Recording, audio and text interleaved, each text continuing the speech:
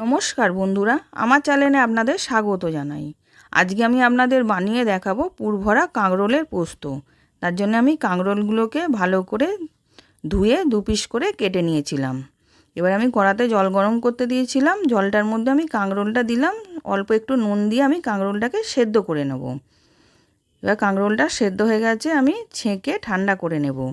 এবার ছেঁকে ঠান্ডা করে নিয়েছি। এবার আমি মাঝখানে দানাগুলোকে বার করে নিচ্ছি একটা চামচের সাইজ দিয়ে। এটা চামচ দিয়ে দানাগুলোকে সব বার করে নেব।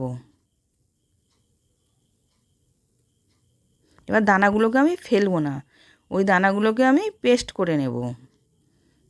এবার সব কাঁকরোলগুলো দানা ছাড়ানো হয়ে গেছে। এবার একটা মিক্সি জারের মধ্যে কাঁকরোলের দানাগুলোকে দিয়ে দিলাম, দিয়ে পেস্ট করে রেখে দিয়েছি। এবার আমি কড়ার মধ্যে তেল দিয়েছি, মেথি ফোড়ন দিলাম, দিয়ে কাঁকরোলের দানাটা দিয়ে দিলাম, দিয়ে ওটাকে ভালো করে ভেজে নেব। এবার ওর মধ্যে আমি কাঁচা লঙ্কা কুচোনো দিলাম, দিয়ে ওটাকে ভেজে নিচ্ছি।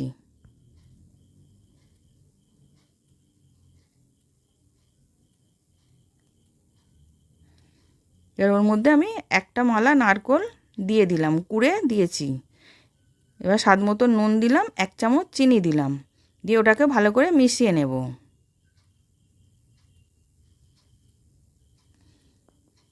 মিশিয়ে ভালো করে কষে শুকনো করে নেব। এবার পুরটা রেডি হয়ে গেছে, আমি নাবিয়ে ঠান্ডা করে এবার কাঁকরোলের মধ্যে পুড়ে নিচ্ছি। এবার ঠান্ডা হয়ে গেছে, আমি কাঁকরোলের মধ্যে কিছুটা করে পুর নিয়ে পুড়ে নিলাম। এরকম করে আমি সবগুলোর মধ্যে পুড়ে নেব। এবার সবগুলো পোড়া হয়ে গেছে। এদিকে একটুখানি ময়দা, নুন আর জল দিয়ে ব্যাটার তৈরি করব। এই কাঁকরোলগুলো ব্যাটারের মধ্যে ডুবিয়ে আমি ভেজে নেব। এবার আমি এদিকে একটা মশলা করছি, পোস্ত, কাঁচা লঙ্কা পেস্ট করে আমি রেখে দিলাম। এবার আমি কড়াতে তেল গরম করতে দিয়েছিলাম, তেলটা গরম হয়ে গেছে। কাঁকরোলগুলো ময়দার কোটে ডুবিয়ে আমি ভেজে নিচ্ছি। এবার উল্টে পাল্টে লাল লাল করে ভেজে নেব। এবার যেহেতু কাঁকরোলটা সেদ্ধ আছে, ওই জন্য আমি বাড়িয়েই ভেজে নিচ্ছি। এবার ভাজা হয়ে গেছে, আমি সবগুলো তুলে নিলাম। এবার কড়াতে তেল দিয়েছি, মেথি ফোড়ন দিয়েছি, হলুদ গুঁড়ো, কাশ্মীরি লঙ্কা গুঁড়ো দিলাম, দিয়ে এবার পোস্ত বাটাটা দিয়ে দিলাম, দিয়ে এবার কষিয়ে নিচ্ছি। এবার কষানো হয়ে গেছে, মিক্সির বাটিটা ধুয়ে জল দিয়ে দিলাম।